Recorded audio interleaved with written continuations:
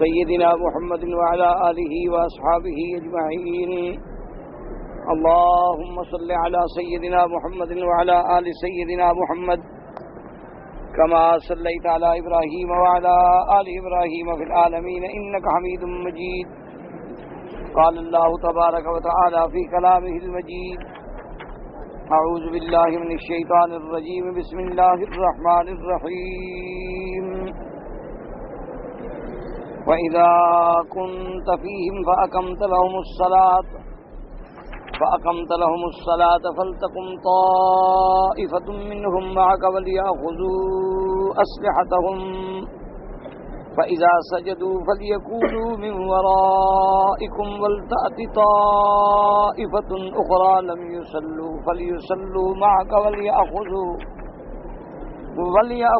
حذرهم وأسلحتهم. With الذين كفروا لو تغفلون عن أسلحتكم وأمتعتكم فيميلون عليكم ميلة واحدة ولا جناح عليكم إن كان بكم أذى من مطر أو كنتم مرضى أن تضعوا أسلحتكم وخذوا حذركم إن الله أعد للكافرين عذابا مهينا.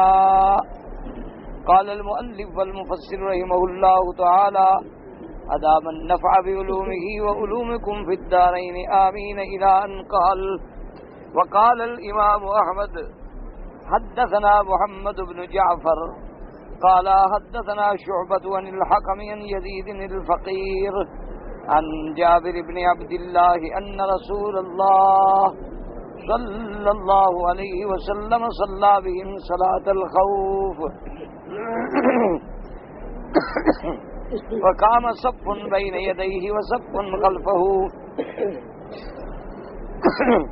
فصلى بالذين خلفه ركعة وسجدتين ثم تقدم هؤلاء حتى قاموا في مقام أصحابهم وجاء أولئك حتى قاموا في مقام هؤلاء فصلى بهم رسول الله صلى الله عليه وسلم ركعة وسجدتين ثم سلم فكانت للنبي صلى الله عليه وسلم ركعتين ولهم ركعة.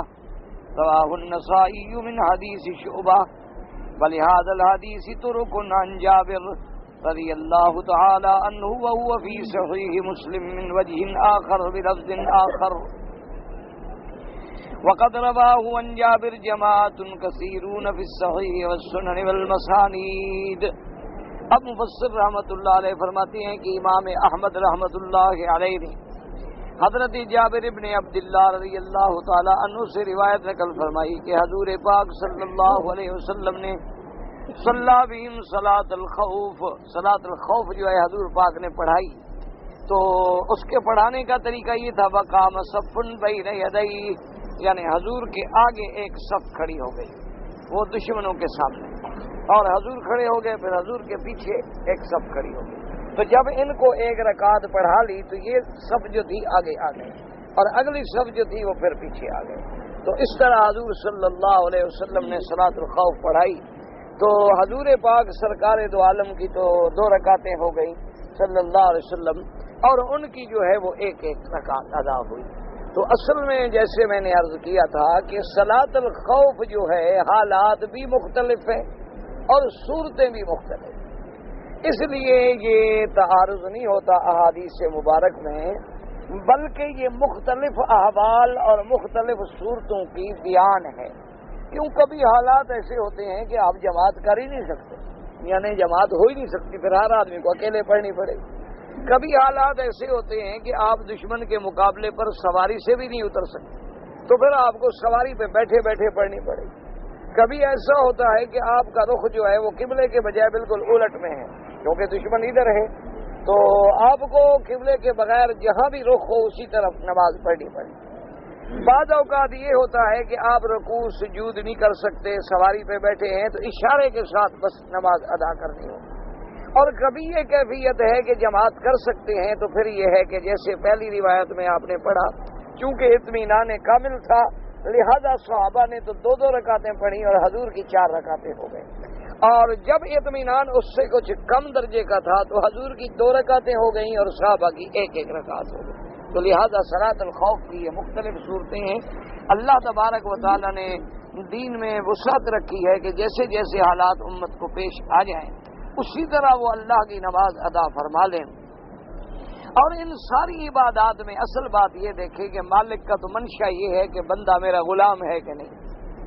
بس ورنہ نہ اللہ میاں کو ہمارے سجدوں کی ضرورت ہے، نہ اللہ تبارک و تعالیٰ کو رمضان میں ہمارے بھوکا رہنے کی ضرورت ہے، نہ اللہ تبارک و تعالیٰ کو حج میں ہمارے تکلیفوں کی ضرورت ہے، نہ زکوٰۃ میں ہمارے مال اور پیسے کی ضرورت ہے، نہ قربانی میں ہمارے جانوروں کی ضرورت ہے. وہ تو صرف یہ دیکھتی ہیں کہ میں نے بندے کو عبادت کے لیے پیدا کیا ہے اور میرا بندہ میرا فرما بردار بنتا ہے کہ نہیں بنتا ہے. بس جب میں نے حکم دیا بندے نے گردن جھکا دی تو بندہ فرما بردار ہے. اب اس کے بعد اس کو جو حالات پیش ہے، اب دیکھیں نا جی وضو کے لیے پانی نہیں ہے، فرمایا چلو تیمم کر. مقصد تو حاضری لگانا ہے نا، مقصد تو اللہ کی دربار میں حاضر ہونا ہے. اچھا جی میں سفر میں ہوں، سفر میں تکلیف ہوتی ہے، فرمایا 4 کے بجے 2 رکعت پڑھ لو، چلو سنت نفل بھی نہ پڑھو وہ بھی تمہیں معاف ہے. اچھا ابھی ایسے حالات ہو گئے ہیں کہ آگے میری نماز کے ضائع جانے کا خطرہ ہے، فرمایا چلو جمع کر لو نمازوں کو. اچھا ابھی ظہر عصر کو پڑھ لو اور مغرب عشاء کو پڑھ لو. ظہر میں دیر کر لو اور عصر کو جلدی پڑھ لو، مغرب میں دیر کر لو اور عشاء کو جلدی پڑھ لو، تو نمازیں ملا لو. یعنی اصل میں اللہ نے اپنے بندوں پہ بڑی رحمتیں فرمائی. اب دیکھو جی سردی کا شدید زمانہ ہے، اچھا اور ہم جنگ میں ہیں، ہر وقت بوٹ کھولنے مسئلہ ہے، تو فرمایا کوئی بات نہیں، وضو کر کے موزے پہن لو، پھر اس کے بعد موزے پہ مسح کر لو. بس اگر سفر میں ہو تو 3 دن اور 3 راتوں کے لیے بوٹ کھولنے کی ضرورت ہی نہیں. اور اگر اپنے گھر میں ہو اور سردی ہے، ہر وقت پاؤں دھونا خطرناک ہے، تو فرمایا 1 دفعہ دھو لو گرم پانی سے اور اس کے بعد جو ہے اب موزے چڑھا لو وضو کے ساتھ، پھر 24 گھنٹے تک تمہیں اختیار ہے مسح کرنے کا، پاؤں کھولنے کی بھی ضرورت ہے. اسی حالت میں کھڑے کھڑے نماز پڑھ لو. اچھا اللہ میاں نیچے جگہ خراب ہے، کانٹے ہیں، کوئی ایسے حالات ہیں، روڑیاں ہیں، فرمایا جوتے پاک ہیں، جوتے کے ساتھ نماز پڑھ لو. اچھا جی کپڑا نہیں ہے، فرمایا کوئی حرج نہیں، ٹوپی نہیں ہے تو سر ننگے پڑھ لو. قمیض بھی نہیں ہے اللہ میاں، فرمایا بغیر قمیض کے پڑھ لو. یعنی کتنی رعایات ہیں. مقصد صرف یہ ہے کہ بندہ میرے فرما بردار ہے یا نہیں ہے، میرے احکام کی تعمیل کرتا ہے یا احکام کی تعمیل نہیں کرتا. اب احرام کے بعد آپ سر مڈاتے ہیں، اللہ میاں کو بالوں کی کیا ضرورت؟ لیکن مقصد یہ ہے کہ جی ہم نے گردن جھکا دی، بس اللہ نے حکم دیا اور ہم نے اپنی گردن جھکا دی، سر مڈا دیا. اور انسان نے اپنی جو محبوب ترین چیز تھی اس کے بال تھے اور جس سے اس کا جمال تھا سب مٹی میں ملا دیا کہ میرا رب راضی ہو گیا. اللہ نے فرمایا گردن جھکانا تیرا کام ہے اور پھر معاف کر دینا ہمارا کام. اس لیے یہ ساری عبادات کا منشا دراصل کیا ہے کہ اللہ کی عظمت دلوں میں بیٹھ جائے اور اللہ کی فرما برداری پہ بندہ تل جائے، اور پھر اس سے جو کوتاہیاں ہوتی ہیں وہ بڑا کریم ہے، وہ بڑا رحیم ہے. اب یہ معنی نہیں ہوتا کہ کریم اور رحیم کے تصور کا کہ آدمی نہ نماز پڑھے، نہ روزہ رکھے، نہ فرما برداری کرے اور کہے جی اللہ بڑا کریم ہے. تو اللہ فرماتے ہیں اچھا میرا استہزاء کرتے ہو، میرے احکام پہ بھی نہیں چلتے اور پھر میرے کرم کی امید بھی رکھتے ہو. کرم کی امید کا معنی یہ ہے کہ تم میرے حکم پہ قائم رہو اور اس کے بعد جو کمی ہو جائے پھر میرے کرم اور رحمت کی امید کرو. تو ورنہ یہ نہیں کہ نافرمانی کے بعد تو تم عذاب کے مستحق ہو، نہ کہ تم رحم و کرم کے مستحق ہو. اس لیے اللہ تبارک و تعالیٰ سے ہمیشہ یاد رکھیں کہ سب سے بڑی اہم عبادت جو ہے وہ نماز. یعنی فقہاء نے ایسی کیفیتیں بھی لکھی ہیں کہ آدمی حیران ہو جاتا ہے کہ نماز کتنی اہم ہے. انہوں نے کہا مثلا ایک عورت کو درد شروع ہو گیا ہے ولادت. اب درد زے جو ہے، درد ولادت جو ہے آپ جانتے ہیں کہ یہ ایک موت اور حیات کا مسئلہ ہوتا ہے. لیکن جب تک ولادت نہ ہو تو عورت کو خون تو نہیں آئے گا نا، تو لہذا نفاس تو شروع نہ ہوا تو اس وقت بھی نماز کا وقت ہے تو معاف نہیں. ہاں اب نفاس شروع ہو گیا، خون شروع ہو گیا، اب معاف، کیونکہ اب عورت پاک نہیں رہی اور نماز کے لیے پاک ہونا ضروری ہے. اسی طرح عورت حیض میں ہے، جب تک حیض میں ہے ٹھیک ہے گناہ نہیں، لیکن مثال کے طور پر حیض سے پاک ہو گئی ہے وہ ظہر کی نماز سے 1 گھنٹہ قبل. اب اگر اس نے کہا چلو ابھی تو کام ہے، گھر کا کھانا وانا پکانا ہے، پر ایک ہی دفعہ عصر کو غسل کر دوں گی، تو اب وہ گناہ گار ہے، اب وہ پکڑی ہے کہ جب تم پاک ہو گئی تھی تو فوراً غسل کر کے نماز ادا کر. یہ نہیں کہ پھر تم کو اچھا جی 2-4-6 گھنٹے آرام کر لیں، پھر ایک ہی دفعہ چلو جی شام کو مغرب کو نہا لیں گے، عصر کو نہا لیں گے. نہ، جب خون بند ہو گیا، یقین ہو گیا، تسلی ہو گئی، بس فوراً غسل کرو. اب جو غفلت کر رہی ہو تو تم گناہ گار. اسی طرح جیسے حج میں عورت آئی ناپاک ہو گئی، طواف زیارت نہیں کیا، اللہ نے کتنی رعایت کر دی، فرمایا کوئی گناہ نہیں، گھر میں بیٹھی رہو. جس دن پاک ہو جاؤ اب غفلت نہ کرو کہ میں 2 گھنٹے کے بعد غسل کروں گی یا 4 گھنٹے کے بعد جاؤں گی یا پھر شام کو چلی جاؤں گی. نہ، فرمایا پاک ہونے کے فوراً بعد طواف زیارت، غسل کرو اور طواف زیارت. تو اس لیے اللہ تبارک و تعالیٰ نے اپنے بندوں کو احکام بھی دیے ہیں اور رعایتیں بھی دی ہیں. وقال ابن ابي حاتم حدثنا ابي قال حدثنا ابن محمد قال حدثنا عبد الله المبارك قال انبانا بابر بن الزهري عن سالم النبي قال اذا كنت فيهم فاقمت لهم الصلاه قال هي صلاه الخوف صلى رسول الله صلى الله عليه وسلم بحد الطائفتين ركعه والطائفه الاخرى مقبله على العدو. حضور پاک سرکار دو عالم صلی اللہ علیہ وسلم نے ایک پارٹی، ایک جماعت کو 1 رکعت پڑھائی اور ایک جماعت دشمن کے سامنے کھڑی رہی. وَأَقْبَلَتِ الطَّائِفَةُ الْأُخْرَىٰ الَّتِي كَانَتْ مُقْبِلَةً عَلَى الْعَدُوِّ. اب جب انہوں نے 1 رکعت پڑھ لی تو یہ وہیں چلے گئے اور وہ پھر آ گئے حضور کے پیچھے. فَصَلَّىٰ بِهِمْ رَسُولُ اللَّهِ صَلَّى اللَّهُ عَلَيْهِ وسلم رَكَعَةً أُخْرَىٰ ثُمَّ سَلَّمَ بِهِمْ ثُمَّ قَامَتْ كُلُّ طَائِفَةٍ مِّنْهُمْ وَصَلَّتْ رَكَعَةً. اب انہوں نے 1 رکعت تو حضور کے پیچھے پڑھ لی اور بعد میں وہ 1 رکعت جو ہے اپنی پوری کر لیں تاکہ ان کی بھی 2 رکعتیں ہو جائیں. وهذا الحديث رواه الجماعة في كتب طريق ما أمر به ولهذا الحديث طرق كثيرة من الجماعة من الصحابة وقد أجاد الحافظ أبو بكر المردوي في سرد طرقه وألفاظه وكذا ابن جرير ونحرره في كتاب الأحكام الكبير إن شاء الله الثقة. وأما المفسر رحمۃ اللہ علیہ فرماتے ہیں اس حدیث کے بھی بہت سارے طرق ہیں جماعت صحابہ میں سے. کہتے ہیں حافظ ابو بکر ابن مردوی نے اس کے سارے طرق جمع کیے ہیں. اسی طرح ابن جریر رحمۃ اللہ علیہ نے بھی سارے طرق جمع کیے ہیں. اب مفسر فرماتا ہے کہ زندگی رہی تو میں بھی کتاب الاحکام الکبیر میں اس کے سارے طرق اور سارے طریقے نقل کروں گا. وَأَمَّا الْأَمْرُ بِحَمْلِ السِّلَاحِ فِي صَلَاةِ الْخَوْفِ وَمَحْمُولٌ عِندَ طَائِفَةٍ مِّنَ الْعُلَمَاءِ عَلَى الْوُجُوبِ لِظَاهِرِ الْآيَةِ وَهُوَ أَحَدُ قَوْلَيْ الشَّافِعِيِّ رَحِمَهُ اللَّهُ تَعَالَى وَيَدُلُّ عَلَيْهِ قَوْلُ اللَّهِ تَعَالَى وَلَا جُنَاحَ عَلَيْكُمْ إِن كَانَ بِكُمْ أَذًى مِّن مَّطَرٍ أَوْ كُنتُم مَّرْضَىٰ أَن تَضَعُوا أَسْلِحَتَكُمْ وَخُذُوا حِذْرَكُمْ أَيْ بِيَسْكُنَّ أَحِبَّةٍ إِذَا تَتْمَنَّ لَبِسْتُمُوهَا بِلَا كُلْفَةٍ. اب مفسر رحمۃ اللہ علیہ فرماتی ہیں کہ اللہ نے اس آیت میں یہ جو حکم دیا ہے، اللہ تبارک و تعالی نے اس آیت مبارک میں جو ارشاد فرمایا کہ فَلْيَأْخُذُوا وَلْيَأْخُذُوا حِذْرَهُمْ وَأَسْلِحَتَهُمْ، تو یہ ہتھیار اٹھانے کے حکم کے بارے میں کیا ہے؟ کہتے ہیں کہ واجب ہے کہ جب خوف کا وقت ہو تو پھر آدمی کو ہر وقت ہتھیاروں کے ساتھ رہنا چاہیے. یہ نہیں کہ اللہ پہ توکل کرے لیکن اسباب پر بھی عمل کرے. یہ معنی نہیں ہوتا کہ بھی ہم جنگ میں بیٹھے رہیں کہ بس ٹھیک ہے جی جب جہاد کا وقت آئے گا بس ہم اسی وقت دعا پڑھ کے پھونک جو ماریں گے تو دشمن کے ٹینک اور ہوائی جہاز گر جائیں گے. یہ بے وقوفی والی بات ہے. اگر ایسی بات ہوتی تو حضور صلی اللہ علیہ وسلم آقا انعامدار سے کس کی ذات بڑی ہو سکتی ہے؟ حضور پاک سے کس کا شان بڑا ہو سکتا ہے؟ اور حضور کی دعاؤں سے جو اثر ہے وہ کس کی دعا میں ہو سکتا ہے؟ لیکن حضور صلی اللہ علیہ وسلم نے ہتھیار اٹھائے، حضور صلی اللہ علیہ وسلم نے تلواریں اٹھائیں، حضور صلی اللہ علیہ وسلم نے اپنے صحابہ نے ہتھیار تقسیم کیے، حضور پاک نے مدینہ منورہ کی حفاظت کے لیے خندقیں کھودی. تو یہ امت کو سبق دیا کہ دشمن کے مقابلے پر تیاری کرو، اسباب بھی تیار کرو، جو جو ضرورت ہو اس کے مطابق اپنی تیاری کریں اور پھر بھروسہ اللہ پہ کریں. یہ معنی نہیں ہے کہ بالکل ہتھیار نہ اٹھاؤ.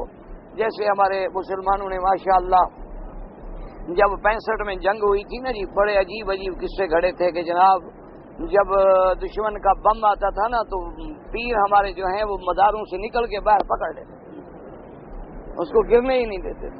لیکن اللہ کی شان ہے 71 میں سارے پیر ناراض ہو گئے. انہوں نے کہا جب ہم نے 65 میں پکڑے تو فائدہ تو کوئی ہوا نہیں.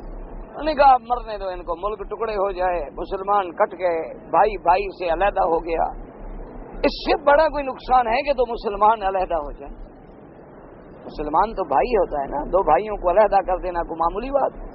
کیوں؟ اصل تو دشمن یہ نہیں دیکھنا چاہتا نا کہ مسلمان کی طاقت ہو، کسی بھی شکل میں وہ کبھی مذہب کے نام پہ توڑتا ہے، کبھی زبان کے نام پہ توڑتا ہے، کبھی لسانیت کے نام پہ توڑتا ہے، کبھی صوبائیت کے نام پہ توڑتا ہے، کبھی مہاجر و انصار کے جھگڑے پیدا کرے گا، کبھی سندھی ہندی بلوچی کے جھگڑے پیدا کرے گا۔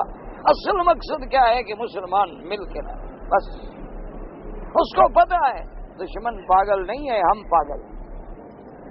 دشمن ہمارا بڑا سمجھدار ہے، لیکن افسوس یہ ہے کہ ہم بڑے غافل ہیں۔ انہوں نے بڑے بڑے اپنے فلاسفر، بڑے بڑے مفکرین کو بٹھا کے یہ دیکھا ہے اور سوچا ہے اور سمجھا ہے کہ اگر کوئی کفر سے ٹکر لینے والی طاقت ہے تو اسلام۔ انہوں نے کہا باقی کسی مذہب میں کوئی جان شان نہیں، نہ تو کسی مذہب کی کوئی کتاب ہے، نہ دلیل ہے، نہ اپیل ہے، نہ وکیل ہے۔ یہ کوئی مذہب ہے کہ سانپ آ جائے تو سجدے میں گر جاؤ؟ ایسا مذہب بھی آپ نے دیکھا ہے؟ جمنا کی لہریں اٹھے تو سجدے میں گر جاؤ؟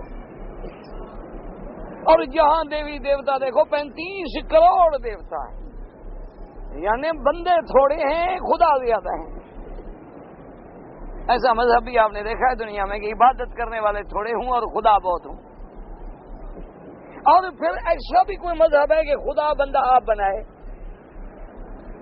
آپ بنائیں اور جب بن جائے تو خدا ہے؟ وہ بڑے سمجھدار ہیں اور ان کو پتا ہے کہ عیسائیت ہے، یہودیت ہے، ٹھیک ہے ہم اہل کتاب تھے، لیکن ان کو پتا ہے کہ نہ کتاب رہی، نہ ہمارا دین رہا، نہ تورات ہے، نہ انجیل ہے، نہ زبور ہے۔ آج اگر ہمیں کوئی دنیا چیلنج کرے کہ تورات لے آؤ تو ہم تو پیش ہی نہیں کر سکتے۔ ان کو بھی پتا، ان کو نہیں پتا کہ ہمارے گرجے بک رہے ہیں، پاگل ہو گئے، ان کا دماغ خراب ہو گیا ہے، وہ اتنا بے وقوف ہے۔ ان کو نہیں پتا ہے کہ ہمارے گرجوں میں حاضری جو ہے اب 2 3 4 5 10 آدمی آ جاتے ہیں اتوار کے دن، اور تو کوئی آتا نہیں، اور گرجے ویران ہے، چلو جی بیچو، اور کو پتا نہیں کہ خرید کون رہا ہے۔ وہ بے وقوف نہیں ہے، وہ بڑا دشمن بہت چالاک، وہ سمجھتا نہیں، اس کو پتا نہیں ہے کہ یہ دیکھو چند ٹوٹے پھوٹے پرانے کپڑے، اتنے تک پنڈلیوں تک چادریں بسترے کندھوں پہ ڈالے ہوئے، نہ کوئی ریکارڈ، نہ کوئی دفتر، نہ کوئی کاغذ، نہ کوئی ان کا پتہ ہے، نہ آگا ہے نہ پیچھا ہے، لیکن ہر سال میں یہ لاکھوں کی تعداد میں بڑھتے جا رہے ہیں۔ اس کو پتہ نہیں ہے کہ آج سے 20 سال پہلے ہمارے جس ملک میں 10 مسجدیں نہیں تھیں، وہاں 2000 سے زیادہ مسجدیں ہیں۔ یعنی آپ یقین فرمائیں کہ کافروں کے ملک میں جتنا مسلمان کا بچہ دین پہ محنت کر رہا ہے نا، ہم مکے میں نہیں کر رہے ہیں۔ ہمیں ٹھنڈے دل سے ماننا چاہیے، ہمیں بڑے سکون سے ماننا چاہیے کہ کافر ملکوں میں، یعنی جہاں کفر ہے، شیطان بالکل ننگا ناچ رہا ہے، لیکن وہاں جو مسلمان ہیں خدا جانتا ہے، میں کعبے میں بیٹھ کے کہتا ہوں ہم سے زیادہ ایمان والے ہیں۔ ان کی مسجدیں الحمدللہ آباد ہیں، باقاعدہ مسجدوں میں حاضری ہے، نماز کے وقت میں مسجدیں بھری ہوئی ہیں الحمدللہ۔ ان کے بچے صبح بیچارے انگریزی سکولوں میں پڑھتے ہیں اور وہاں سے چھٹی ہوتی ہے، گھر نہیں آ سکتے، سیدھا دینی مدرسے میں جا رہے ہیں۔ صبح سے بیچارے 1 بجے تک انگریزی مدرسے میں پڑھیں گے اور 2 بجے کے بعد دینی مدرسوں کی کلاسیں لگ جاتی ہیں، ان کے ماں باپ کھانا وہی پہنچائیں گے، سکول میں بیٹھ کے بچے کھاتے ہیں بیچارے، اور پھر وہاں سے جناب وہ مغرب تک، کوئی عشاء تک، کوئی اس کے بعد تک جو ہے قرآن اور حدیث اور دین کی تعلیم پڑھ کے آئیں گے۔ چھوٹے چھوٹے 8 سال 10 سال کے بچے رات کو تہجد میں کھڑے ہیں، تمہارا تو مکے میں داڑھی والا تہجد نہیں پڑتا ہے۔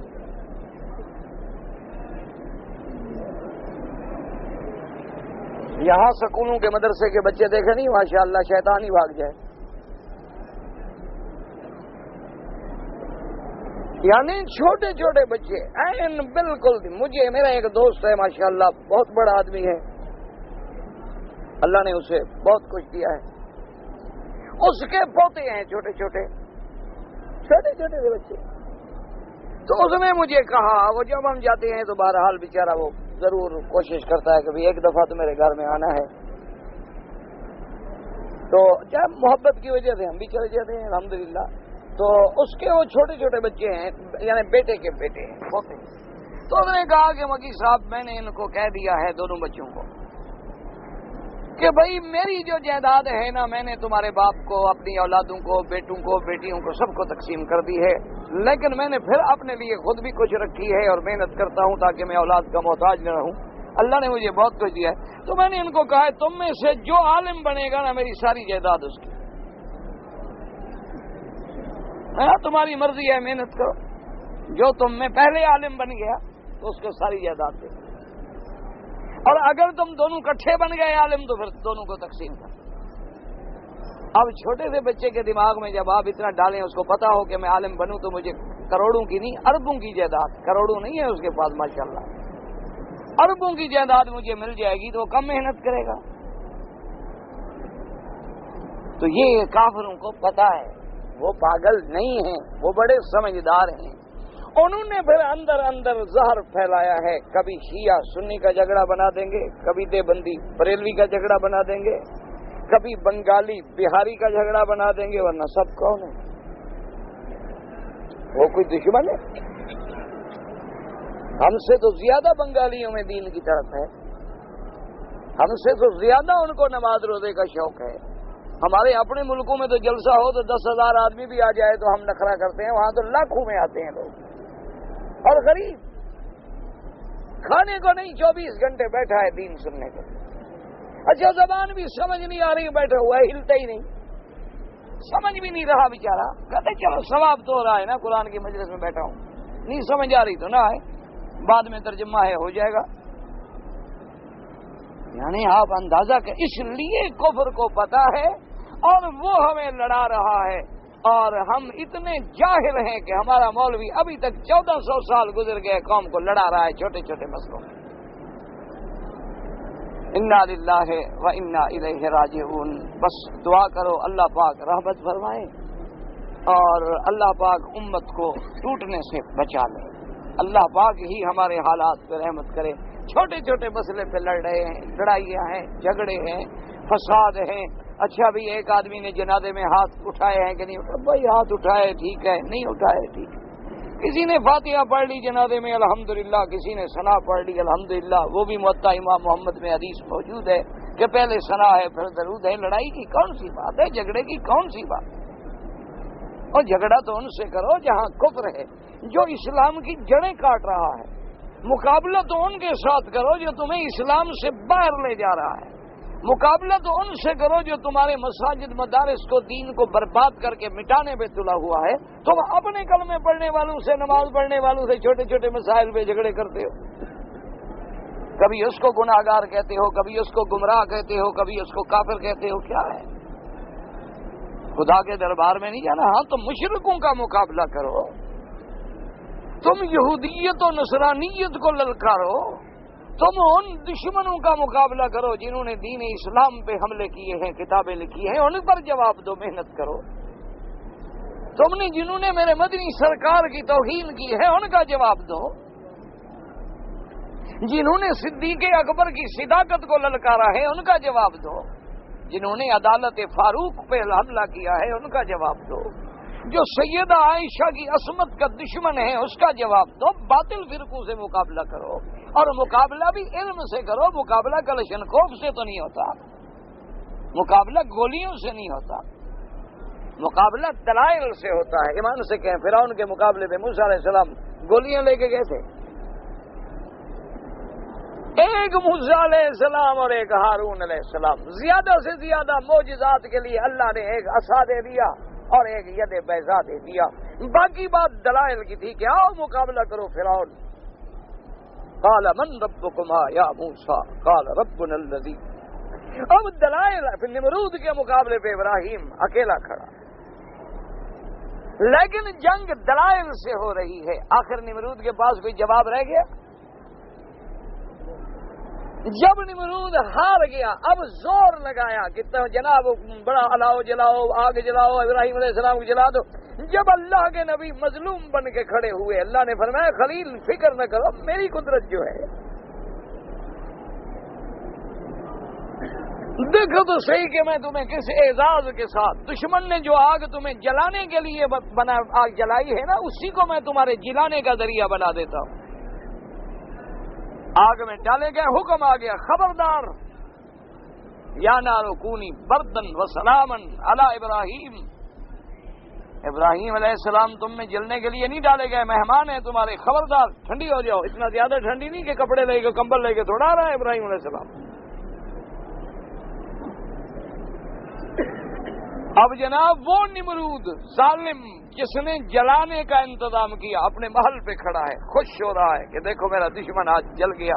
اللہ نے فرمایا جبرائیل حاضر رب جی، فرمایا ذرا آگ کو ہٹا دو، ذرا دشمن دیکھ لے کہ میرا خلیل کیسے جنت کے کھانے کھا رہا ہے۔ جب آگ کے پردے ہٹا دیے گئے، نمرود کی نظر پڑی، کہتا ہے نعم الرب رب ابراہیم، کہتا ہے واہ ابراہیم، رب تو تیرا سچا رب ہے، ہم تو جھوٹے ہیں۔ اور جب تم حق پہ ہوگے نا، دشمن کچھ نہیں کر سکتا۔ پھر بندوقیں خود بخود گر جاتی ہیں، آگ خود بخود ٹھنڈی ہو جاتی ہے۔ میدان بدر تو پیدا کر، اللہ فرشتے اب بھی اتار سکتا ہے، لیکن جب تم خود ظالم بن جاؤ، جب تم خود گولیوں کی زبان میں بات کرو، تو پھر مدد کہاں سے آئے؟ نصرت الہی مظلوم کا ساتھ دیتی ہے، ہمیشہ یاد رکھو، کبھی ظالم کا ساتھ نہیں۔ اللہ تبارک و تعالی ہمیشہ ہر مسلمان کو ظلم سے بچائے۔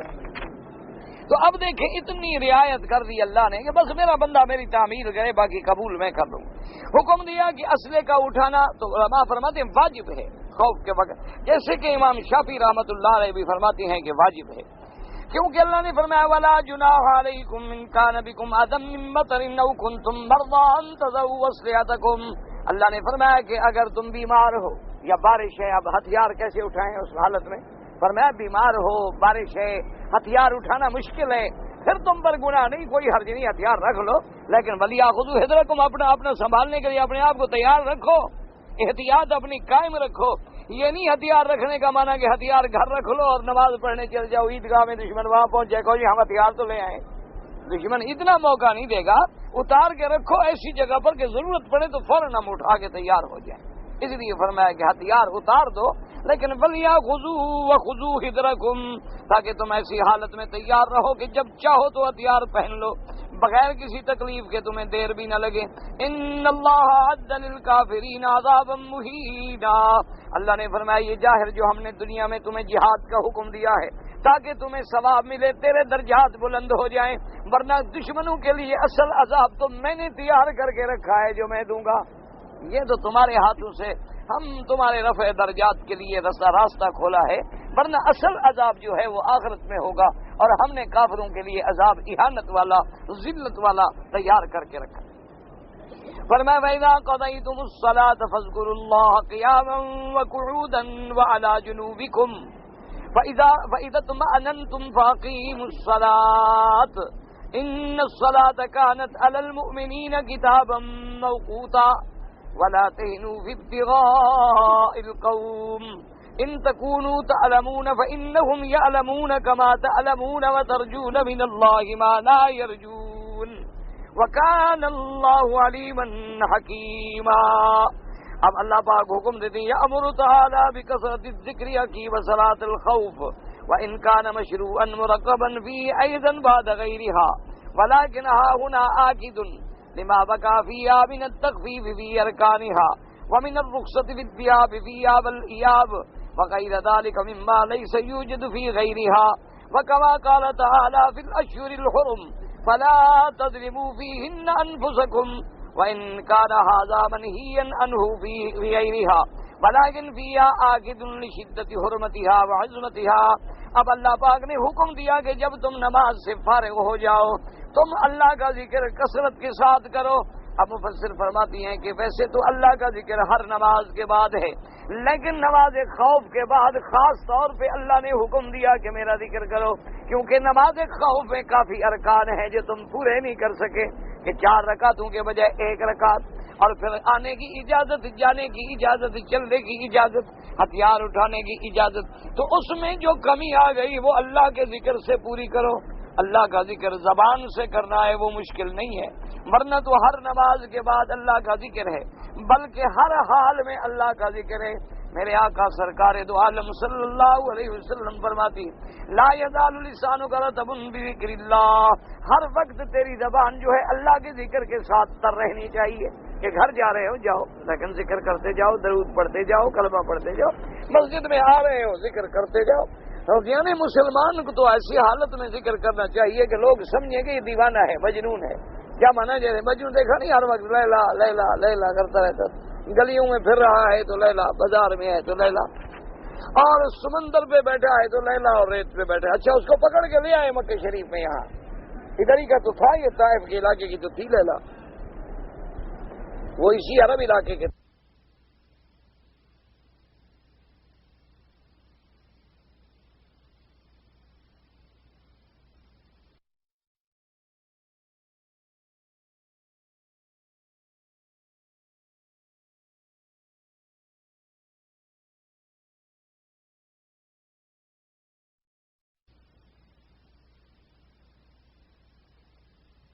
انہوں نے کہا چلو تمہیں ہم کعبے شریف میں لے جاتے ہیں۔ ان کا مقصد یہ تھا کہ اس کو عمرہ کرائیں، طواف کرائیں کعبے کا، اور کعبے شریف میں جا کے دعا مانگیں، خدا کرے اس کا عذاب سے جان چھوٹے۔ ہر وقت ایک عورت کے پیچھے پڑا ہے بے وقوف، ہر وقت ایک چکر میں مصیبت میں آ گیا ہے، پکڑ کے لے آئے، سمجھایا اس کو، نے کہا ٹھیک ہے۔ اب جناب ملتزم بھی آگے اس کو کھڑا کیا، کہنے لگے بھی دعا مانگ بھی اللہ میری جان چھڑائے لیلا کی محبت سے۔ کہا اللہم زدنی حب لیلا، اللہ محبت لیلا کی اور بڑھا دے میرے دل میں۔ تو انہوں نے کہا اس کو پکڑو لے جاؤ، فائدہ ہی کوئی نہیں اس کو حرم میں لے آنے کا، اس کا کیا فائدہ؟ تو اس لیے ایک عورت کے جنون میں آدمی اتنی مجنون ہو جائے، اور محمد مدنی کے ذکر میں اور اللہ کے ذکر میں کبھی مرضی آئی تو کر لیا اور کبھی مرضی آئی تو نہ کیا، یہ کوئی بات تو نہ ہوئی۔ اگر حضور کی ذات محبوب ہے تو پھر عاشق تو ہر وقت دیوانہ ہوتا ہے، وہ تو اس دیوانگی میں ہوتا ہے کہ کبھی مجھے محبوب کا ذکر آ جائے، کبھی محبوب کی کوئی بات سن لوں، کبھی محبوب کا کوئی فرمان سن لوں، کبھی محبوب کی گلیاں دیکھ لوں، شہر دیکھ لوں، کبھی محبوب کی جگہ دیکھ لوں۔ اور وہ تو کوشش کرتا ہے، آپ نے دیکھا نہیں دوستی ہوتی ہے بندوں میں، دو دوست ہوتے ہیں، وہ کہتے ہیں یار چلو کپڑا ایک جگہ سے خریدیں گے، ایک ہی درزی سے سلوائیں گے، ایک جیسے کپڑے پہنیں گے تاکہ لوگوں کو پتہ لگے کہ بھائی جا رہے ہیں۔ اللہ فرماتے میرا مدنی محبوب ہے، کپڑے تم انگریزوں کے پہنتے ہو، محبوب محمد مصطفیٰ ہے۔ شکل تم کافروں کی بناتے ہو اور محبوب میرے نبی کو کہتے ہو، یہ کیوں منافقت کرتے ہو، کس کو دھوکہ دیتے ہو؟ اگر تمہارے دل میں حضور کی سچی محبت ہے، ایمان سے کہیں تو پھر تیرا گھر، تیرا لباس، تیرا تمدن، تیرا اٹھنا، تیرا بیٹھنا، تیرا کھانا، تیرا چلنا عین تصویر بن جائے محمد الرسول اللہ صلی اللہ علیہ وسلم، کہ تیرے اوپر نظر پڑے تو لوگوں کو پتہ لگے کہ یہ محمد مدنی کے ماننے والا ہے۔ نہ اب آپ سچے دل سے فیصلہ کریں، ہماری بات کو چھوڑیں، ہم تو کیا ہیں، اللہ کے کعبے میں کھڑے ہو اور اللہ نے تمہیں بڑا عقل دیا ہے، سمجھدار ہو، ہم لوگوں سے زیادہ سمجھدار ہو، ایمان سے کہو۔ آج ہمارا نوجوان جدید آدمی جو ماڈرنائز سوسائٹی کے لوگ ہیں، یعنی ماڈرن لڑکے جو ہیں، ایمان سے کہیں وہ اگر لباس پہن کے 1000 انگریز میں کھڑا کر دو تو کیا فرق نظر آئے گا آپ کو؟ ٹھنڈے دل سے خدا کے کعبے میں، یعنی اس کے لباس میں اس کی داڑھی نہیں، اس کی بھی داڑھی نہیں، اس کے بال الٹے، اس کے بھی بال الٹے، اس کو بھی 3 پیس سوٹ ہے، اس کو بھی 3 پیس سوٹ ہے، اس کے ہاتھ میں بھی سگار ہے، اس کے ہاتھ میں بھی سگار ہے، اس کے ہاتھ میں بھی جام ہے شراب کا، اس کے ہاتھ میں بھی جام ہے، وہ بھی شام کو جناب ہوٹلوں میں بیٹھتا ہے، ڈانس دیکھتا ہے، خنزیر کھاتا ہے، یہ بھی بیٹھتا ہے، کھاتا ہے، دیکھتا ہے۔ مجھے بتائیں فرق کیا ہے؟ نہ اس نے کبھی خدا کا نام لیا، نہ اس نے کبھی خدا کا نام لیا، نہ اس نے کبھی موسیٰ علیہ السلام کا نام لیا، نہ اس نے کبھی محمد الرسول اللہ کا نام لیا، نہ اس نے کبھی عیسیٰ علیہ السلام کا نام لیا، نہ اس نے کبھی محمد عربی کی دین کا نام لیا، نہ اس میں تہذیب عیسیٰ ہے، نہ اس میں تہذیب محمد ہے صلی اللہ علیہ وسلم۔ ایمان سے مجھے کہیں، مجھے بتلائیں، آخر ہم فرق جو کریں، ڈھونڈنے جو جائیں کہ بھئی یہ ہمارا ہے یا ان کا ہے، کیسے ڈھونڈیں؟ صرف رنگ سے؟ کہ بھئی ان کا رنگ زیادہ گورا ہوتا ہے، ہمارے آدمی کچھ گندم گون ہوتے ہیں بس. لیکن اگر وہاں شادی کر لیں، ان سے عورتیں اور لڑکے پیدا ہو جائیں، ان کو کیسے پہچانیں؟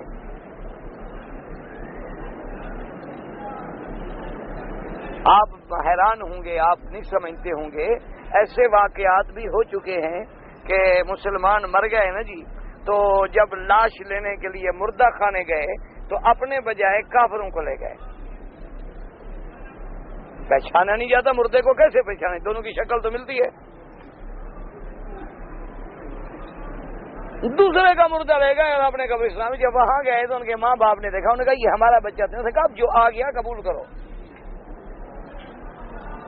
اور پھر کون جائے اتنے پیسے خرچ کرے دوبارہ مردہ اصلی ڈھونڈے؟ جو آ گیا بس ٹھیک.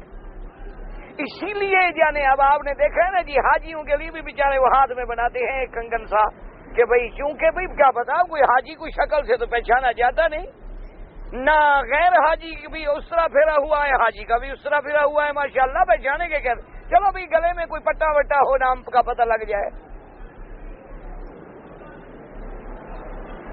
ورنہ یاد رکھو میرے مدنی کے صحابہ، اللہ اکبر، وہ یمن سے گزرے، وہ شام سے گزرے، وہ ماورا النہر میں گزرے، وہ جناب سین میں گزرے، وہ سینچنا میں پہنچے، جہاں جہاں گزرتے گئے لوگ کلمہ پڑھتے گئے.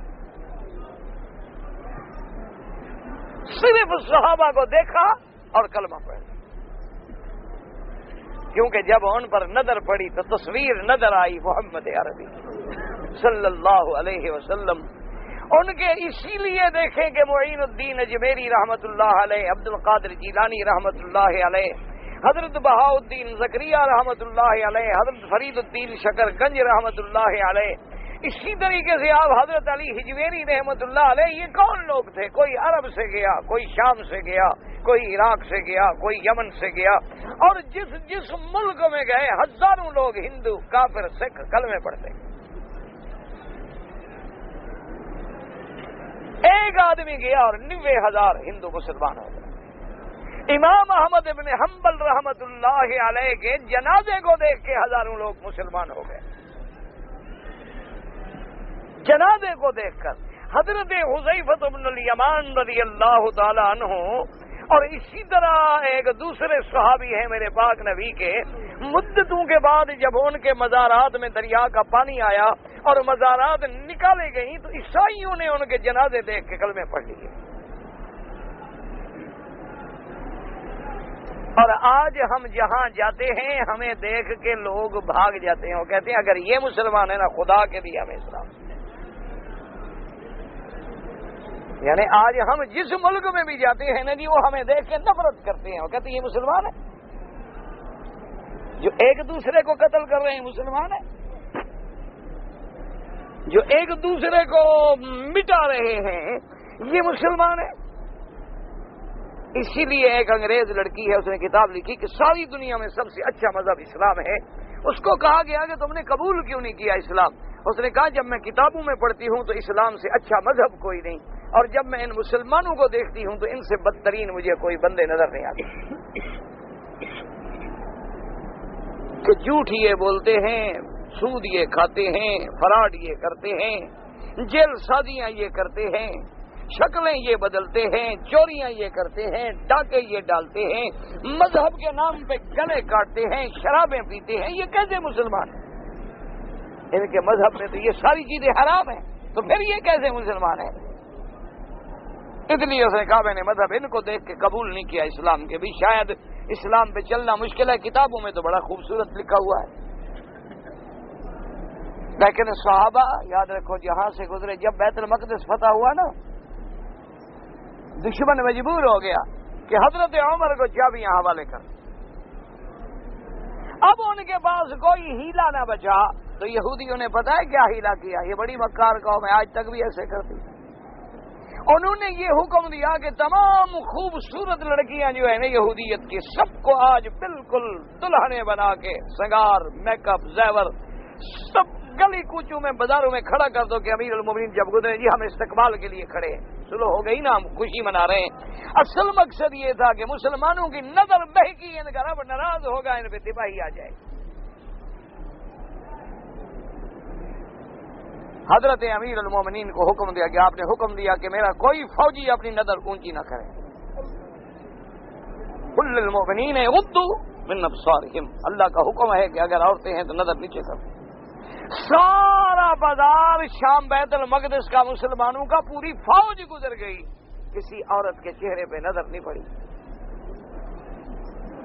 انہوں نے جا کے کہا کہ اس قوم سے لڑنا بیکار ہے، ان سے کوئی بھی نہیں لڑ سکتا، ان کو تو شیطان بھی دھوکہ نہیں دے سکتا. ہم جس حال میں کھڑی تھیں عورتیں، ہمارا جمال دیکھ کے تو بڑے سے بڑے لوگ پاگل ہو جاتے، لیکن انہوں نے تو ہمیں دیکھا نہیں، انہوں نے تو نظر ہی نہیں اٹھائی، یہ تو پتہ نہیں کسی اور مٹی کے بنے ہوئے لوگ. اور آج ہم بھی مسلمان ہیں نا، حجر اسود پہ عورتوں کو چھیڑتے ہیں. طواف کرتے ہوئے لوگ پکڑے گئے عورتوں کو چھیڑتے ہوئے. طواف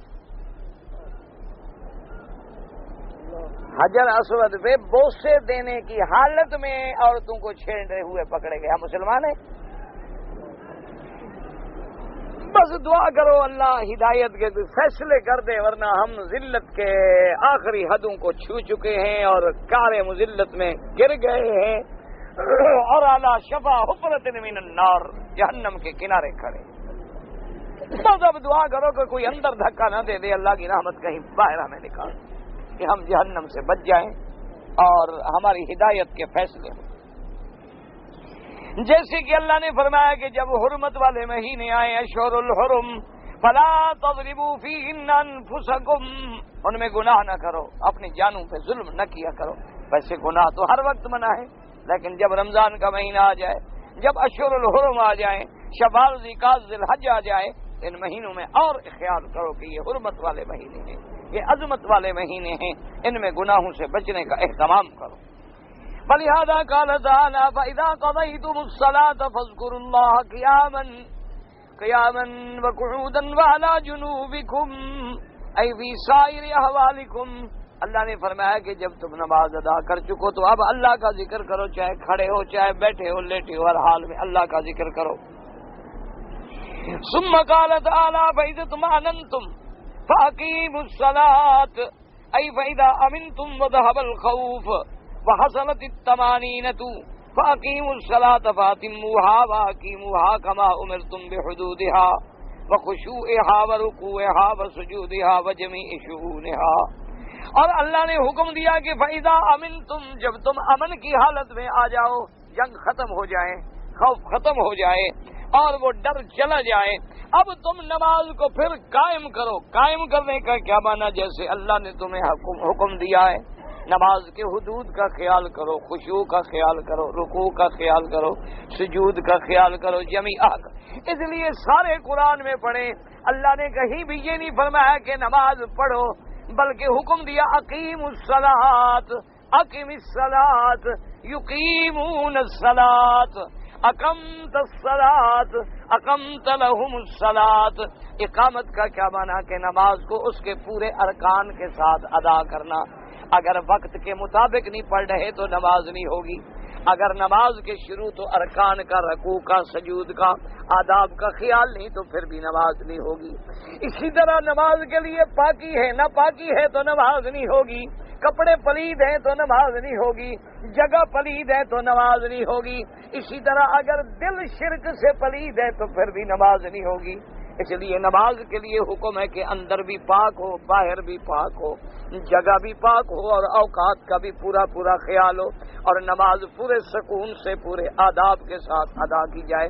پورا آرام سے رکوع کریں، آرام سے سجدہ کریں، آرام سے قعدے میں بیٹھیں، آرام سے تشہد پڑھیں، آرام سے زبان سے تسبیحات ادا کریں تاکہ تمہاری نماز میں نور پیدا ہو جائے. وقوله تبارك وتعالى ان الصلاة كانت على المؤمنين كتابا موقوتا. قال ابن عباس مفروضا، کہ اللہ نے نماز فرض کر دی. وقال ايضا، حضرت ابن عباس نے فرمایا ان للصلاة وقتا كوقت الحج. اللہ نے جیسے حج کا وقت رکھا ہے کہ اگر وہ وقت چلا گیا تو پھر حج نہیں ہوتا، اسی طرح نماز کا بھی وقت ہے. یہ نہیں کہ وقت گزر جائے تو تم پھر نمازیں پڑھو. وقد روان مجاہد سالم عبد اللہ علی بن حسین محمد بن علی والحسن مقاتل صدیواتی اطلاع فی. قال عبد الرزاق المامن قتادہ ان الصلاة كانت علی المؤمنین کتابا موقوتا، اللہ نے فرض بھی کیا ہے، وقت بھی معین کر دیا۔ قال ابن مسعود ان للصلاة وقتا كوقت الحج، وقال زيد بن اسلم ان الصلاة كانت موقوتا، قال نجم كلما مضى نجم جاء نجم، یعنی كلما مضى وقت جاء وقت موقوتا کا معنی ان کا منجما، کیا معنی کہ ایک نماز کا وقت جائے گا تو پھر دوسری نماز، پھر تیسری نماز، پھر چوتھی نماز، پھر پانچویں نماز۔ اللہ نے ہر نماز کے اوقات مقرر کر دیے ہیں کہ جی فجر کا وقت ہے تو صبح صادق سے لے کر سورج نکلنے تک، اسی طرح زوال کے بعد سے لے کر مثلہن تک، اور اس کے بعد سے لے کر غروب شمس تک، اور غروب شمس کے بعد سے لے کر غروب شفق تک، ہر نماز کا وقت معین ہے، اس کو اپنے اپنے وقت میں ادا کرو۔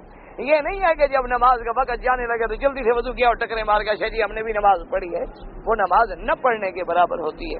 حضور پاک نے فرمایا وہ منافقوں کی علامت ہے کہ جو بیٹھے رہیں، جب سورج پیلا ہونے لگ جائے تو پھر عصر کی نماز پڑھیں، فرمایا یہ منافق کی علامت ہے۔ نماز کو اپنے وقت میں ادا کریں، نماز کو اپنے اوقات و ارکان و حدود و شروط کے ساتھ ادا کریں۔ وقوله تبارک وتعالی ولا تهنوا في ابتغاء القوم أي لا تضعفوا في طلب عدوكم بل جدوا فيهم وقاتلوهم وقعدوا لهم كل مرصد۔ اللہ نے فرمایا کہ بزدلی نہ دکھاؤ، کمزوری نہ دکھاؤ دشمنوں کے مقابلے پر، اگر دشمن ہے پر کمزوری نہ کرو، ڈھونڈو کافروں کو، مارو، مقابلہ کرو۔ آج تو ہم دوستی کے لیے ڈھونڈتے ہیں نا، لڑائی کے لیے تھوڑا ڈھونڈتے ہیں، آج تو ہم کافروں کو ڈھونڈتے ہیں دوستی کے لیے، قرضے لینے کے لیے، بھیک مانگنے کے لیے، ہاتھ پھیلانے کے لیے۔ جب ہم ہاتھ پھیلا کے کھڑے ہوں تو جب ہم اپنے آپ کو ذلیل کر دیں تو پھر کافر کیوں عزت کریں ہماری؟ اس لیے فرمایا کہ قاتلوہم، جہاد کرو، وقعدوا لہم کل مرصد، ہر ٹھکانے پہ کفر کا انتظار کرو، مقابلہ کرو۔ ان تکونوا تعلمون فانہم یعلمون کما تعلمون، اگر تمہیں تکلیف پہنچی ہے، اگر جنگ میں تمہیں زخم لگے ہیں تو دشمن کو بھی تو لگے ہیں، وہ کافر ہو کر لڑ رہا ہے تو مسلمان ہو کر سست ہو رہے ہیں۔ فرمایا ای کما یصیبکم الجراح والقتل کذالک یصل لهم، جیسے تم کو بھی زخم پہنچتے ہیں تمہارے بندے بھی شہید ہوتے ہیں، آخر کافروں کے بھی تو مرتے ہیں، کافروں کو بھی تو زخم لگتے ہیں، لیکن اس کے باوجود وہ لڑنے پہ تیار ہیں۔ جیسے اللہ نے فرمایا ان یمسسکم قرح فقد مس القوم قرح مثلہ، اللہ نے فرمایا کہ آج اگر تمہیں زخم پہنچے، تکلیف پہنچی تو تمہارے دشمنوں کو بھی تو جیسی تکلیف پہنچ چکی ہے۔ ثم قال تعالی وترجون من اللہ ما لا یرجون، فرمایا تم مسلمان تو اپنے اللہ کی رحمت کے امیدوار ہو جس کی کافروں کو کوئی امید نہیں، کیونکہ کافروں کو تو اللہ پہ یقین ہی نہیں، ان کو تو آخرت پہ یقین ہی نہیں، تو امید کیا رکھیں گے؟ تو تمہارے پاس تو وہ رحمت کی امیدیں بھی ہیں، وہ اس سے خالی ہیں، اس کے باوجود وہ لڑنے پہ تیار ہیں اور تم غافل ہو۔ اے انتم وإیاہم سواء فیما یصیبکم، یعنی تم اور تمہارے دشمن برابر ہیں، تم بھی مرتے ہو وہ بھی مرتے ہیں، تم بھی زخمی ہوتے ہو وہ بھی زخمی ہوتے ہیں۔ اسی طرح ایاہم والجراح والآلام ولكن انتم ترجون من اللہ المثوبة والنصر والتأیید کما وعدکم ایاہ فی کتابہ وعلى لسان رسولہ صلی اللہ علیہ وسلم وهو وعد حق وخبر صدق وهم لا يرجون شيئا من ذلك۔ اللہ نے فرمایا کہ تم بھی مرتے ہو وہ بھی مرتے ہیں، تم بھی زخمی ہوتے ہو وہ بھی زخمی ہوتے ہیں، لیکن تمہارے لیے تو فائدہ ہی فائدہ ہے، کیونکہ تم اللہ سے ثواب کے متمنی ہو کہ اگر زندہ رہو گے تو غازی بنو گے، اگر مر جاؤ گے تو شہید ہو جاؤ گے، تمہارا تو کسی حال میں بھی نقصان نہیں، پھر تم کیوں ڈر رہے ہو؟ اور فرمایا اللہ نے جو وعدہ کیا ہے اپنے قرآن میں اور اپنے پاک رسول صلی اللہ علیہ وسلم کی زبان مبارک پہ، اور یاد رکھو کہ اللہ کا وعدہ سچا ہے، اللہ کی خبر صدق ہے۔ وَهُمْ لَا يَرْجُونَ شَيْئًا مِّن ذَلِكَ وَأَنْتُمْ أَوْلَىٰ بِالْجِهَادِ مِنْهُمْ وَأَشَدُّ رَغْبَةً فِيهِ، تو تمہارے لیے تو زیادہ ضروری ہے کہ تم جہاد کے لیے زیادہ تیاری رکھو، وفی اقامت کلمت اللہ وإعلائها، تاکہ اللہ کا دین بلند ہو، اللہ کا کلمہ بلند ہو۔ وَكَانَ اللَّهُ عَلِيمًا حَكِيمًا، أَيُّ أَعْلَمُ وَأَحْكَمُ فيما يقدره ويقضيه ينفذه ويمضيه من احکامه الكونیة والشرعیة وهو المحمود على كل حال۔ اللہ تبارک و تعالی علم والے بھی ہیں، وہ حکمت والے بھی ہیں، وہ سب سے زیادہ جاننے والے، وہ سب سے زیادہ حکمت والے، جو بھی فیصلہ فرمائیں، جو بھی تقدیر کا حکم جاری فرمائیں، جو بھی احکام شریعہ نافذ فرمائیں، جو بھی اوامر کونیہ نافذ فرمائیں، وہو المحمود علی کل حال، ہر حال میں اللہ کی ذات جو ہے عظمت والی، ہر حال میں اللہ کی ذات جو ہے قابل ثنا و قابل حمد ہے کہ اللہ کا ہر حال میں حمد کرو، اللہ کا ہر حال میں شکر کرو۔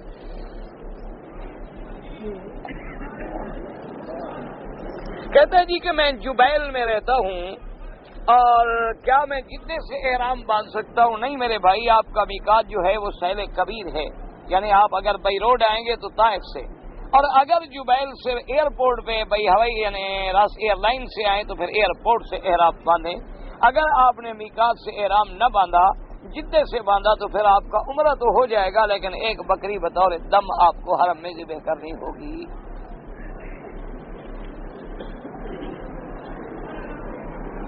کہتے ہیں جی کہ مسجد الحرام میں نماز کا ثواب یا باہر شار ستین ہے اور محلے ہیں، گزارش یہ ہے کہ جہاں تک حد حرم ہے، یعنی ادھر تنعیم ہے، ادھر جیرانہ ہے، ادھر عرفات کے قریب ہے، ادھر اپنا شمیسی ہے اور خط اللیس پر بھی علامات موجود ہیں، یہ پوری حد حرم میں جہاں بھی نماز پڑھیں تو 1 لاکھ ملتا ہے۔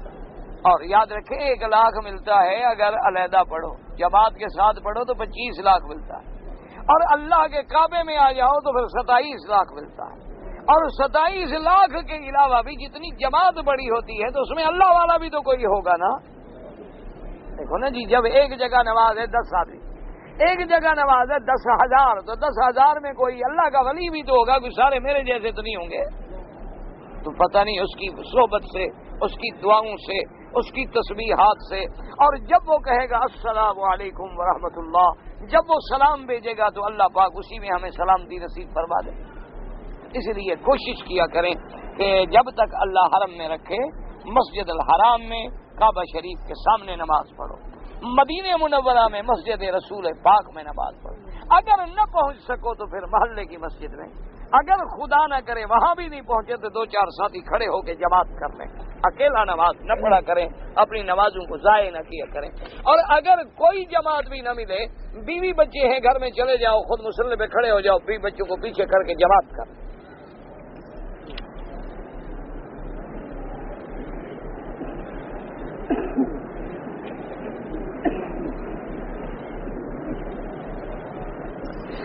عمرے میں حکم یہ ہے کہ ناف کے نیچے بال کاٹنے چاہیے، نیچے سے کاٹیں، تھوڑے نیچے تھوڑے، کوئی فرق نہیں پڑتا۔ یہ عمرے میں کوئی حکم نہیں مانا گیا ہے۔ عمرہ کرنے سے پہلے بال جو ہیں بدن کے صاف کر لیں، غسل کر لیں، تیاری کر لیں۔ عمرے کے بعد اگر ہے مرد ہیں تو سر پہ اس طرح پھروائیں، اور اگر بڑے بال ہیں تو چوتھا حصہ بالوں کا سارے سر کا کٹ جائے، اور اگر عورت ہے تو بالوں کو اکٹھا کرے، جہاں آخر میں اکٹھے ہو جائیں وہاں اتنے کاٹ لیں۔ یہ نہیں کہ یوں پکڑ کے کاٹ دیا یا یوں پکڑ کے کاٹ دیا، یوں ادا نہیں ہوتا عمرہ۔ مکے والے جو ہیں وہ جدے میں قصر پڑھیں یا نماز پوری پڑھیں؟ بھائی جدہ شہر جو ہے وہ تو امام ابو حنیفہ رحمۃ اللہ علیہ کے نزدیک قصر نہیں بنتا، 48 میل نہیں بنتا، اور اگر ایئرپورٹ پہ جائیں تو وہ بن جاتا ہے، یعنی اگر یہاں سے آپ سیدھا ایئرپورٹ کے لیے نکلے ہیں کہ ہم جدہ ایئرپورٹ جائیں گے تو وہ بن جاتا ہے 48، پھر آپ قصر پڑھیں گے۔ اگر آپ شہر میں جا رہے ہیں تو پھر قصر نہیں بنتا، پھر نماز پوری پڑھنی ہوگی۔ لیکن جن ائمہ کے نزدیک 7 میل بھی سفر ہے، ان کے نزدیک تو جدے میں بھی قصر ہے۔ نماز جنازہ میں امام کے ساتھ تکبیریں کہنی چاہیے، تو جنازہ اصل تو ہے ہی تکبیریں، تکبیریں نہیں کہو گے تو باقی کیا فائدہ؟ اصل تو تکبیرات ہیں کہ جب امام کہہ دے اللہ اکبر تو آپ بھی کہیں اللہ اکبر، لیکن امام کے بعد، امام سے پہلے نہیں کہنا۔ یعنی آپ دیکھتے نہیں کہ عشاء میں ہر وقت وہ بیچارے پولیس والے اور منتظمین اور حیا والے سمجھا کے کھینچ کے بیچارے مر جاتے ہیں، لیکن مسلمان نہیں سمجھے، عورتیں اسی وقت زور لگائیں گی طواف۔ اور بھائی ہر آدمی کو سمجھا دینا چاہیے کہ جب اذان کا وقت قریب آ جائے اور نکل جائیں طواف سے، نہ اپنا نمازیں خراب کرے، نہ دوسروں کی نمازیں خراب کرے، نہ اپنے طواف برباد کرے، نہ دوسروں جو بچ گیا ہے بعد میں پورا کر لے۔ اسی طریقے سے جس جانب امام کھڑا ہے آگے کھڑے ہو جاتے ہیں، وہ بیچارے ہٹاتے ہیں، ادھر ہو جاؤ ادھر ہو جاؤ ادھر ہو جاؤ، تاکہ اس جانب میں اگر کوئی امام کے آگے ہوگا تو اس کی نماز نہیں ہوگی۔ تو اللہ کے حرم میں اب اچھا کئی دفعہ ایسا ہوتا ہے کہ جنازہ ہو رہا ہے، امام کے آگے صف کھڑی، اللہ اکبر، یہ پتہ نہیں کون سی نماز ہے۔ بھئی تم اتنی آنکھیں نہیں رکھتے ہو، دیکھ لو کہ امام کہاں کھڑا ہے، ہم نے امام کے پیچھے کھڑے ہونا ہے، امام کے آگے تو نہیں کھڑے ہونا۔ اچھا، امام اگر مقام ابراہیم والی طرف ہے تو کعبے کی اس طرف تو ہم آگے ہو سکتے ہیں، اس طرف بھی ہم آگے ہو سکتے ہیں، اس طرف بھی ہم آگے ہو سکتے ہیں، لیکن جس جانب امام ہے ادھر تو ہم ایک قدم بھی آگے نہیں ہو سکتے۔ اس لیے سارے مسائل آپ اپنی بیویوں کو، بچوں کو، گھر والوں کو خود سمجھا دیں کہ بھئی اذان ہونے سے 10 منٹ پہلے، 5 منٹ پہلے آرام سے طواف چھوڑ اور اپنی اپنی جگہوں پہ چلی جائے، این ہم نماز شروع کریں گے اور جناب آگے گزریں۔ اچھا، بعض عورتوں نے تو کوئی قسم کھائی ہوئی ہے کہ ہم نے لوگوں کی نماز خراب کرنی ہے، جب آپ نماز شروع کریں ویسے یوں چلی جائے گی، پھر یوں چلی جائے گی، پھر یوں چلی جائے گی، پھر یوں چلی جائے گی، تاکہ میں کچھ نہیں کر سکتی، جو نماز پڑھ رہے ہیں ان کو تو میں برباد کروں نا۔ انا للہ و انا الیہ راجعون۔ اور ہم کیا کر سکتے؟ اچھا ابھی اب نماز پڑھے، عورت ہے، دھکا دو، لوگ کہیں گے دیکھو جی اچھے مولوی صاحب ہیں عورتوں کو ہاتھ لگاتے ہیں، کیا کریں آپ؟ کہاں جائے؟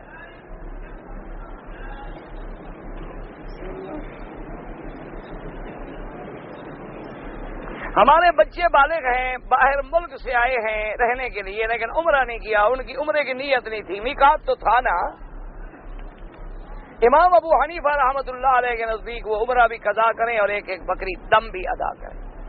باقی ائمہ کے نزدیک گنجائش ہے کہ وہ عمرے کی نیت نہیں تھی تو ان پہ کوئی جرمانہ نہیں ہے، لیکن افضل سب کے نزدیک یہی ہے کہ وہ احرام باندھ کے آتے، کیونکہ اللہ نے میقات جو بنا دیے ہیں کہ اس سے بغیر احرام کے نہ گزرو۔ ہمارے کسی رشتہ دار نے جھگڑے میں کسی کو آگ لگا کے 5-7 آدمیوں کو جلا دیا، انا للہ و انا الیہ راجعون، تو اس سے بدلہ لینا چاہیے، تم خود بدلہ نہ لو، حکومت بدلہ لے، اگر حکومت اسلام کی نہیں تو اللہ تو ہے نا، اللہ بدلہ لیں گے، تمہیں اجازت نہیں کہ تم بھی جا کے ان کے ساتھ آدمی جلا دو۔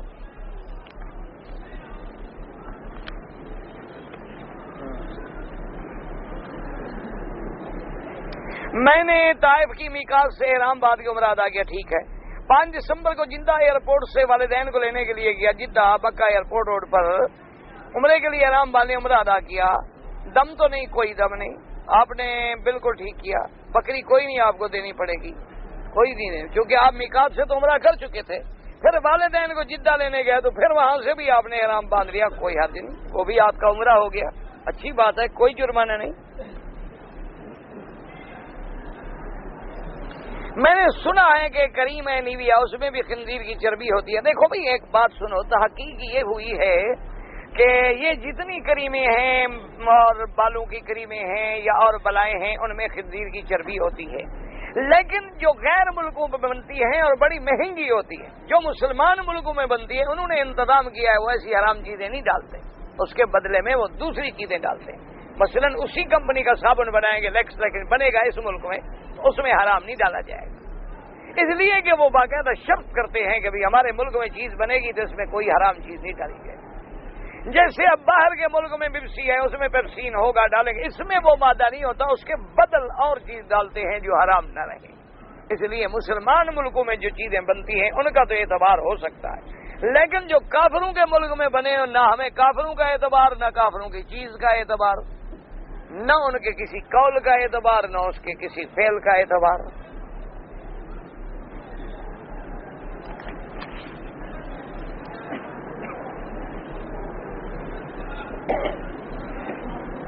حضور جب پیدا ہوئے تو کہتے ہیں سجدے میں تھے، یہ ایسی بات نہیں ہے، لیکن بعض روایات میں آیا کہ حضور کے ہونٹوں پر آواز ایسے محسوس ہوتی تھی جیسے امت کے لیے دعا کر رہے ہو، اور کوئی بڑی بات نہیں، عیسیٰ علیہ السلام بول سکتے ہیں تو حضور نہیں بول سکتے نہ؟ عیسیٰ علیہ السلام اگر قرآن میں موجود ہے نا کہ وہ بولے اپنے مہد میں، تو حضور تو ان سے بھی زیادہ افضل ہیں اگر بولے، لیکن کسی صحیح حدیث مبارک میں نہیں گزرا، لیکن اگر ہے تو الحمدللہ کوئی بات ہے، حضور کی شان تو ہمارے نزدیک تمام انبیاء سے زیادہ ہے۔